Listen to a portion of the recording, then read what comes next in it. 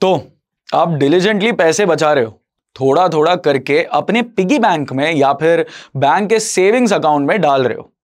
लेकिन ये क्या, there is a sneaky villain जो छुपके से आपके पैसों को चुरा रहा है, और वो है इन्फ्लेशन।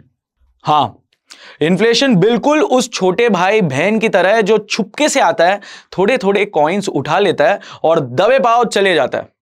अब ये इन्फ्लेशन क्या चीज है and why should you care? चलो इसको एक सिंपल एनालॉजी से समझते हैं। सोचो तुम्हारी सेविंग्स एक क्यूट सी बलून है।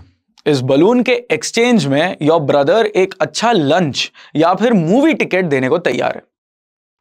लेकिन उफ, ये इन्फ्लेशन, ये बलून में उस लीक की तरह है जो धीरे धीरे हवा निकाल रही है। टाइम के साथ योर बलून छोटा हो गया है और अब इस बलून के बदले आपको केवल एक चाय मिल सकती है। समझे? इसी तरह इन्फ्लेशन तुम्हारे पैसों की परचेसिंग पावर को कम करता रहता है। तुम बिजी हो अपनी सेविंग्स बढ़ाने में और इन्फ्लेशन छुपके से उसकी वैल्यू को कम कर देता है। सोचो इन्फ्लेशन उस दोस्त की तरह है जो हमेशा पिज्जा का लास्ट स्लाइस खा जाता है, लेकिन यहां वो तुम्हारी परचेसिंग पावर को खा रहा है।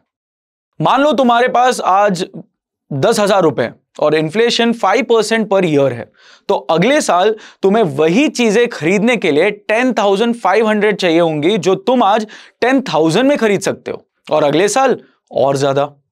इन्फ्लेशन के कारण चीजें महंगी होती जाती हैं, पर अगर इन्वेस्ट नहीं करोगे तो आपके पैसों की वैल्यू कम होती जाती है। अब इसका सॉल्यूशन क्या है? इस चोर से बचने के लिए क्या आपको आपके पैसे बिस्तर के नीचे छुपा देना चाहिए? बिल्कुल नहीं। यह रहा इन्फ्लेशन को आउटस्मार्ट करने का तरीका। Number 1, invest in assets that grow. Simple बात है, अपने पैसे उन इन्वेस्टमेंट्स में डालो जो इन्फ्लेशन से तेज ग्रो करते हैं।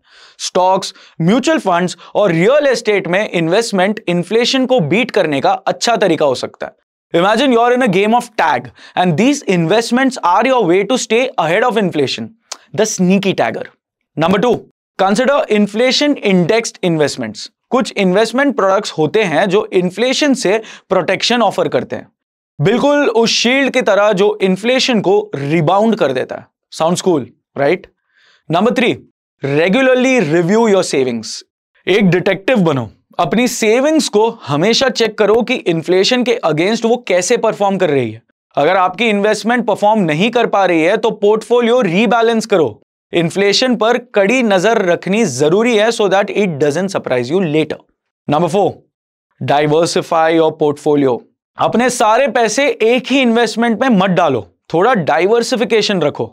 ये रिस्क और रिटर्न को बैलेंस करने में मदद करता है and it makes inflation work a bit harder to catch up with you. याद रखो, इंडिया जैसी ग्रोइंग इकोनॉमी में इन्फ्लेशन तो हमेशा रहेगा और आपकी सेविंग्स को कम करने की कोशिश करता रहेगा। लेकिन अगर आप सही स्ट्रैटेजीज फॉलो करते हो तो इन्फ्लेशन को बीट किया जा सकता है और आप अपने फाइनेंशियल ड्रीम्स को सेफ रख सकते हो। तो अगली बार जब अपनी सेविंग्स के बारे में सोचो तो सिर्फ कितना बचा रहे तो ये मत देखो, ये भी सोचो कि आप इन्फ्लेशन से उसे प्रोटेक्ट कर पा रहे हो या नहीं। स्मार्ट बनो, इन्वेस्ट करो and keep that financial balloon of yours full and floating. Thank you.